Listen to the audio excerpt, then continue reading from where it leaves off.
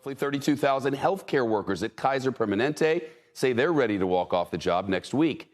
That strike could affect hundreds of hospitals and pharmacies across 4 states: California, Oregon, Washington, and Hawaii. But Kaiser officials say they have a contingency plan in place to deal with any possible worker shortages.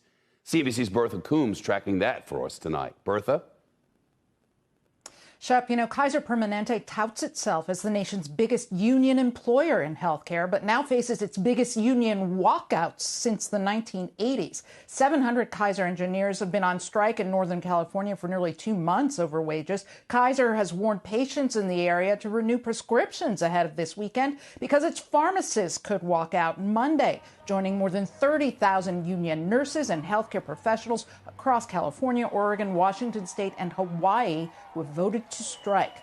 Now, there have been more than 36 strikes at healthcare facilities across the country this year, some during the Delta COVID surge this summer, according to the Cornell University Institute of Labor Relations. But a strike at Kaiser would be the biggest by far. Kaiser is offering workers 2% annual raises, along with a 2% bonus every year over 4 years. But the nurses' unions say the deal comes with a catch, paying new employees 15% less. Kaiser says that lower wage is necessary to bring down hospital costs. Cornell labor relations professor Kate Bronfenbrenner says two-tier wages, common back in the 80s, caused more headaches than savings.